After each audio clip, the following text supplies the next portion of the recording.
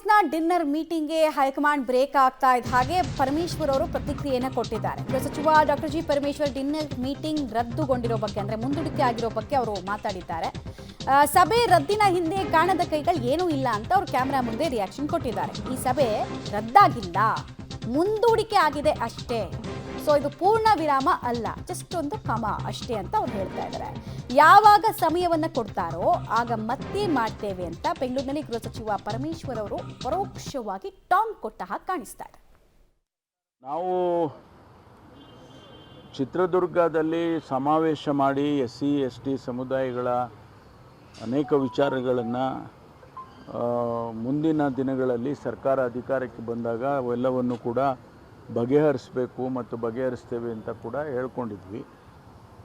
ಅದಕ್ಕೆ ಚಿತ್ರದುರ್ಗ ರೆಸಲ್ಯೂಷನ್ ಅಂತ ಹೆಸರು ಕೊಟ್ಟು ಒಂದು 10-20 ಬೇಡಿಕೆಗಳನ್ನು ಕೂಡ ಅವರು ಇಟ್ಟಿದ್ದರು. ಅದಾದ ಮೇಲೆ ಸರ್ಕಾರ ಬಂತು. ಸರ್ಕಾರ ಬಂದಾಗ ಅನೇಕ ಭರವಸೆಗಳನ್ನು ಈಡೇರಿಸ್ತಕ್ಕಂಥ ಕೆಲಸನೂ ಕೂಡ ಸರ್ಕಾರ ಮಾಡಿದೆ.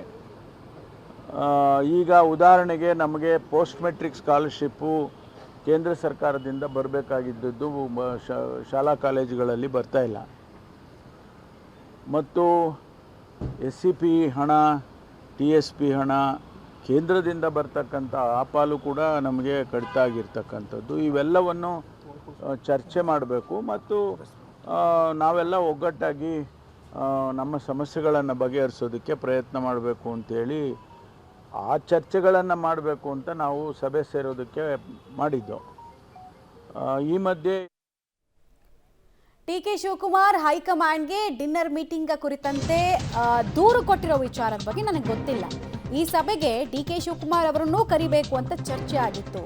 ರಾಜಕಾರಣ ಮಾಡೋದಾದ್ರೆ ಓಪನ್ ಆಗಿ ಅದನ್ನು ಮಾಡ್ತೀವಿ, ಮುಚ್ಚಿಟ್ಟು ಮಾಡುವಂಥದ್ದೇನೂ ಇಲ್ಲ. ಯಾರು ನಮ್ಮ ಸಭೆಯನ್ನ ಸಹಿಸೋದಿಲ್ಲ ಅಂತ ಹೇಳಿಲ್ಲ. ನಮ್ಮ ಸಭೆ ಸಹಿಸಲ್ಲ ಅಂತ ಅಂದರೆ ಅದಕ್ಕೆ ತಕ್ಕ ಉತ್ತರವನ್ನು ಕೊಡ್ತೀವಿ ಅಂತ ಹೇಳಿದ್ದಾರೆ. ಆ ಶಕ್ತಿ ಅಂತೂ ನಮಗಿದೆ ಅಂತ ಪರೋಕ್ಷವಾಗಿ ಟಾಂಗ್ ಕೊಟ್ಟಿದ್ದಾರೆ. ಬೇಸರ ಅನ್ನೋದಕ್ಕಿಂತ ಪರೋಕ್ಷವಾಗಿ ಟಾಂಗ್ ಕೊಡ್ತಾ ಇದ್ದಾರೆ.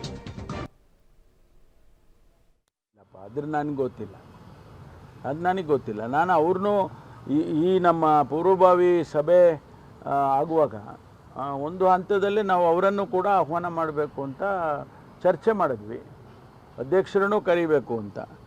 ಮುಚ್ಚಿಡೋ ಅಂಥದ್ದು ಏನಿಲ್ಲ. ನೋಡಿ, ರಾಜಕಾರಣ ಮಾಡಬೇಕು ಅಂದರೆ ಓಪನ್ನಾಗಿ ರಾಜಕಾರಣ ಮಾಡ್ತೀವಿ. ಅದೇನು ಮುಚ್ಚಿಟ್ಕೊಂಡು ಮಾಡೋದೇನಿದೆ? ಯಾವ ವಿಷಯದ ಬಗ್ಗೆ ನಾವು ಚರ್ಚೆ ಮಾಡಬೇಕೋ ಆ ವಿಷಯ ಬಹಿರಂಗವಾಗೇ ಮಾಡ್ತೀವಿ. ಅದನ್ನು 4 ಗೋಡೆ ಮಧ್ಯದಲ್ಲಿ ಯಾರಿಗೂ ಗೊತ್ತಾಗದಾಗ ಮಾಡೋ ಅಂಥ ಅವಶ್ಯಕತೆ ಏನೂ ಇಲ್ಲ. ನಮ್ಮ ಸಮಸ್ಯೆಗಳು ಅನೇಕ ಜ್ವಲಂತ ಸಮಸ್ಯೆಗಳಿದ್ದಾವೆ. ಇವತ್ತು ದಲಿತ ಸಮುದಾಯಕ್ಕೆ ಆಗ್ತಕ್ಕಂಥ ಅನೇಕ ತೊಂದರೆಗಳ ಬಗ್ಗೆ ಚರ್ಚೆ ಮಾಡಬೇಕಲ್ಲ. ಅಟ್ರಾಸಿಟೀಸ್ಗಳಾಗ್ತವೆ, ಅದ್ರ ಬಗ್ಗೆ ಚರ್ಚೆ ಮಾಡಬೇಕಲ್ಲ. ಈಗ ನಾನೇ ಗೃಹ ಸಚಿವನಿದ್ದೇನೆ, ಅನೇಕ ಕೇಸ್ಗಳನ್ನು ನಾವೆಲ್ಲ ರಿಜಿಸ್ಟರ್ ಮಾಡಿದ್ದೇವೆ. ಆ ಥರದ್ದೆಲ್ಲ ಚರ್ಚೆ ಮಾಡಬೇಕಲ್ವ. ಯಾರೂ ಹೇಳಿಲ್ಲ ಹಂಗಂತ, ಸಹಿಸೋದಿಲ್ಲ ಅಂತ ನನಗಂತೂ ಯಾರು ಹೇಳಿಲ್ಲಪ್ಪ. ಹಂಗೆ ಯಾರನ್ನ ಹೇಳಿದ್ರೆ ನಾವು ಅದ್ರ ಬಗ್ಗೆ ತಲೆ ಕೆಡಿಸ್ಕೊಳಕ್ಕೆ ಹೋಗೋದಿಲ್ಲ. ನಾವೀಗಷ್ಟೇ ಹೇಳ್ತಾ ಇದ್ವಲ್ಲ, ಪರೋಕ್ಷವಾಗಿ ಡಿ.ಕೆ. ಶಿವಕುಮಾರ್ಗೆ ಟಾಂಗ್ ಕೊಟ್ಟ ಹಾಗೆ ಕಾಣಿಸ್ತಾ ಇದೆ ಪರಮೇಶ್ವರ್ ಅವರ ಮಾತು. ನಿನ್ನೆಯಿಂದ ನೀವು ಅವರ ಪ್ರತಿ ನಡವಳಿಕೆಯನ್ನ ಗಮನಿಸ್ತಾ ಇದ್ರೆ ಅವರು ಪತ್ರಿಕಾ ಪ್ರಕಟಣೆಯ ಮೂಲಕ ಹೇಳ್ತಾರೆ ಸಭೆ ಮುಂದೂಡಿಕೆ ಆಗಿದೆ, ಕಾರಣ ಸುರ್ಜೇವಾಲಾ ಅವರು ಇನ್ಸ್ಟ್ರಕ್ಷನ್ ಕೊಟ್ಟರು ಅಂತ. ಸೊ ಯಾರ್ಯಾರಿಗೆ ಯಾವ್ದ್ಯಾವ್ದನ್ನು ಹೇಳಬೇಕೋ, ಒತ್ತಡ, ಚಡಪಡಿಸುವಿಕೆ ಮತ್ತು ನೀವು ನಮ್ಮನ್ನು ಡಿಸ್ಟರ್ಬ್ ಮಾಡಿದ್ರೆ ನಾವು ನಿಮ್ಮನ್ನು ಮಾಡ್ತೀವಿ ಅನ್ನೋ ಸಂದೇಶಗಳನ್ನೆಲ್ಲ ಕೊಡ್ತಾ ಇದ್ದಾರೆ.